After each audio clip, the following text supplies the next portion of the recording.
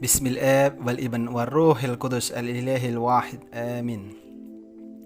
Saudara-saudariku yang terkasih di dalam Kristus, pada kesempatan kali ini saya akan membahas mengenai topik penting yang sering menjadi perdebatan di antara umat beriman dengan orang-orang yang tidak percaya.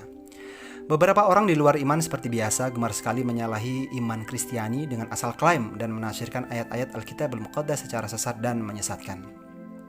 Terkhusus pada kesempatan ini saya akan menyoroti serangan mereka mengenai klaim bahwa Roh Kudus yang dijanjikan oleh Bapa adalah nabi mereka dan bukan Roh Kudus. Mereka seperti biasa di dalam menafsirkan ayat-ayat Alkitab Al-Muqaddas comot sana dan comot sini tanpa menghiraukan konteks maupun pesan keseluruhan yang hendak disampaikan oleh Tuhan melalui para penulis suci. Maka daripada itulah dalam pembahasan ini saya hendak membuktikan bahwa Yesus menjanjikan Roh Kudus dan bukan pribadi lain, apalagi nabi mereka.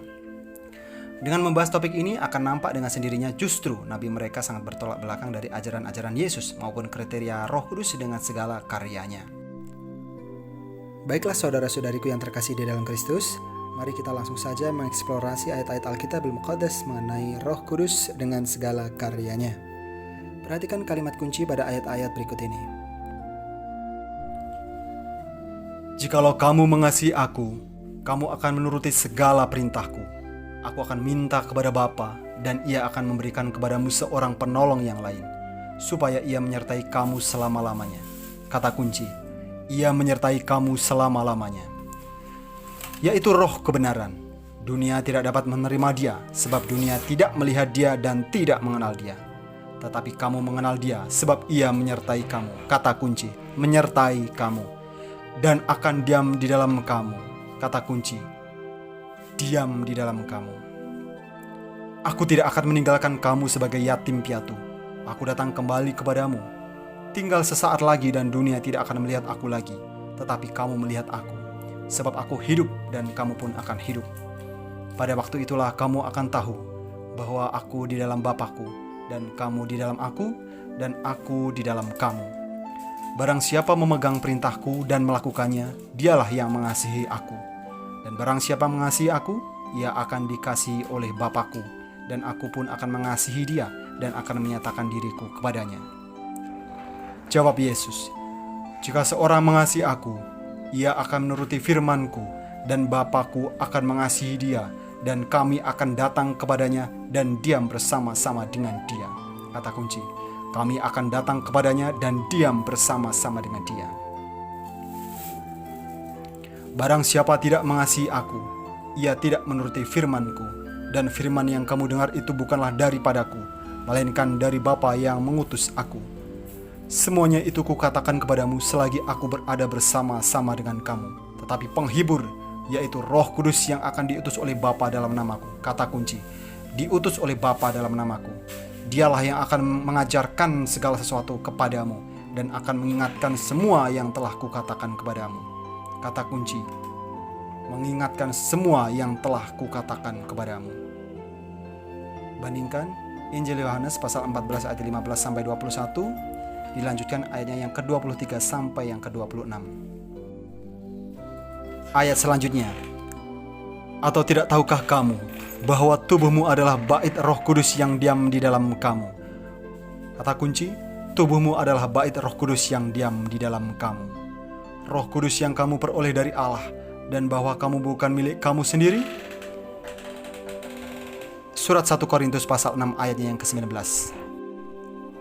Ayat selanjutnya, dan kalau ia datang, ia akan menginsapkan dunia akan dosa, kebenaran dan penghakiman. Akan dosa karena mereka tetap tidak percaya kepadaku.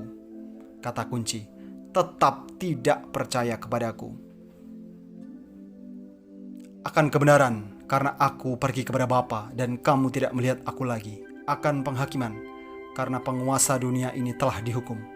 Tetapi apabila ia datang, yaitu Roh kebenaran, ia akan memimpin kamu ke dalam seluruh kebenaran. Sebab ia tidak akan berkata-kata dari dirinya sendiri, tetapi segala sesuatu yang didengarnya, itulah yang akan dikatakannya. Dan ia akan memberitakan kepadamu hal-hal yang akan datang. Kata kunci, ia akan memberitakan kepadamu hal-hal yang akan datang. Ia akan memuliakan aku, kata kunci, memuliakan aku. Sebab ia akan memberitakan kepadamu apa yang diterimanya daripadaku, kata kunci, memberitakan kepadamu apa yang diterimanya daripadaku. Segala sesuatu yang Bapa punya adalah aku punya. Sebab itu aku berkata, Ia akan memberitakan kepadamu apa yang diterimanya daripadaku. Injil Yohanes pasal 16 ayat 8 sampai ayat yang ke-11, dilanjutkan ayat 13 sampai ayatnya yang ke-15. Ayat selanjutnya. Pada suatu hari ketika Ia makan bersama-sama dengan mereka, Ia melarang mereka meninggalkan Yerusalem dan menyuruh mereka tinggal di situ menantikan janji Bapa. Kata kunci. Ia melarang mereka meninggalkan Yerusalem dan menyuruh mereka tinggal di situ menantikan janji Bapa. Yang demikian katanya, telah kamu dengar daripadaku. Kisah Para Rasul pasal 1 ayatnya yang keempat. Ayat selanjutnya. Akan terjadi pada hari-hari terakhir, demikianlah firman Allah, bahwa aku akan mencurahkan rohku ke atas semua manusia. Kata kunci, aku akan mencurahkan rohku ke atas semua manusia. Maka anak-anakmu laki-laki dan perempuan akan bernubuat, dan teruna-terunamu akan mendapat penglihatan-penglihatan, dan orang-orangmu yang tua akan mendapat mimpi. Juga ke atas hamba-hambaku laki-laki dan perempuan akan kucurahkan rohku pada hari-hari itu, dan mereka akan bernubuat. Kitab Kisah Para Rasul pasal 2 ayatnya yang ke-17 sampai ke-18. Ayat selanjutnya. Kemudian daripada itu akan terjadi, bahwa aku akan mencurahkan rohku ke atas semua manusia. Kata kunci, aku akan mencurahkan rohku ke atas semua manusia. Maka anak-anakmu laki-laki dan perempuan akan bernubuat, orang-orangmu yang tua akan mendapat mimpi, teruna-terunamu akan mendapat penglihatan-penglihatan. Juga ke atas hamba-hambamu laki-laki dan perempuan akan kucurahkan rohku pada hari-hari itu. Kitab Yoel pasal 2 ayat yang ke-28 sampai yang ke-29. Baik, setelah kita mengeksplorasi ayat-ayat Alkitab Al-Muqaddas berkaitan dengan janji Bapa dan dengan segala karyanya, maka jelas yang pertama, para rasul dan umat beriman menantikan janji Bapa yang akan dicurahkan di Yerusalem. Faktanya benar, Roh Kudus sang janji Bapa turun atas para rasul dan umat beriman. Kitab Kisah Para Rasul pasal 1 ayatnya yang keempat, pasal 2 ayatnya yang ke-1 sampai yang keempat, Yoel pasal 2 ayat yang ke-28 sampai yang ke-29. Jadi jelas, janji Bapa yang disampaikan oleh Yesus bukan manusia atau nabi yang ditumpangi Roh Kudus, melainkan Roh Kudus itu sendiri yang turun atas para rasul di hari Pentakosta. Kedua, Roh Kudus tercurah secara besar-besaran kepada semua umat beriman seperti belum pernah terjadi sebelumnya dan tidak terbatas hanya kepada para nabi dan para rasul. Bandingkan Kisah Para Rasul pasal 2 ayat yang ke-17 sampai yang ke-18, Kitab Yoel pasal 2 ayat yang ke-28 sampai yang ke-29. Ketiga, Roh Kudus mendorong para rasul untuk bernubuat mengenai hal-hal yang akan datang. Misalnya, bernubuat mengenai kedatangan kedua Tuhan Yesus yang akan menghakimi semua umat manusia. 2 Timotius pasal 4 ayatnya yang ke-1. Bernubuat akan adanya nabi-nabi dan guru-guru palsu yang melawan ajaran Yesus. Bandingkan 2 Petrus pasal 2 ayatnya yang ke-1, 1 Yohanes pasal 4 ayat 1 sampai yang ke-4. Bernubuat bahwa kelak Yesus akan membunuh penguasa dari iblis. 2 Tesalonika pasal 2 ayatnya yang ke-8. Bernubuat akan adanya malaikat yang membawa 7 cawan murka Allah. Wahyu pasal 15 ayatnya yang ke-7. Bernubuat kelak Yesus akan membuka gulungan kita bermeterai 7 dan menerima puji-pujian, hormat, kemuliaan, dan kekuasaan selama-lamanya. Wahyu pasal 5 ayatnya yang ke-1, dilanjutkan ayat yang ke-8 sampai yang ke-14. Bernubuat kelak umat Kristen yang dipenggal kepalanya dalam nama Yesus atau mati dalam Yesus menerima kemuliaan. Wahyu pasal 20 ayatnya yang ke-4. Bernubuat akan akhir dunia dan adanya Yerusalem baru. Wahyu pasal 21 ayat yang ke-1 sampai yang ke-2 dan seterusnya. Keempat, Roh Kudus menyertai dan diam selama-lamanya di dalam umat beriman. Ya, Bapa dan Yesus tinggal di dalam orang beriman dalam Roh Kudus.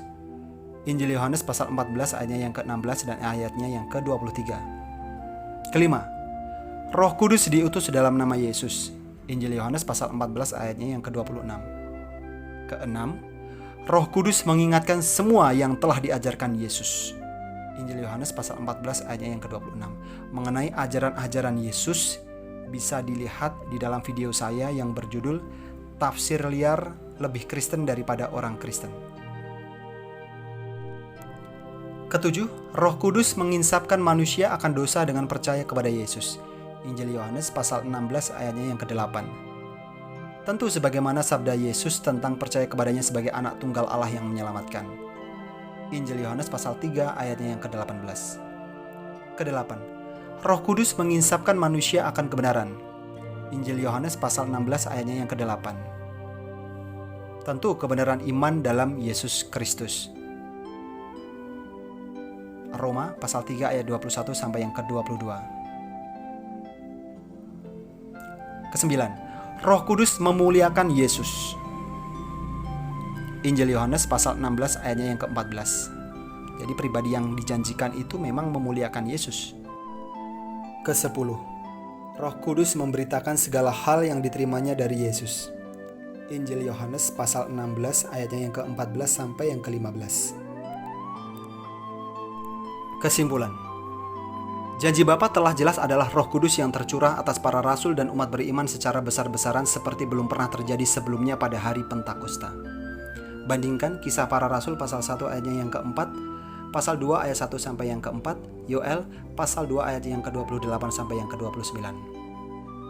Dan Roh Kudus senantiasa mengingatkan umat beriman agar senantiasa melakukan ajaran-ajaran Yesus sebagaimana disebutkan pada video saya yang lain, yakni video yang berjudul Tafsir Liar Lebih Kristen Daripada Orang Kristen. Nah, di sana akan tercantum dengan sangat banyak sekali ajaran-ajaran Yesus.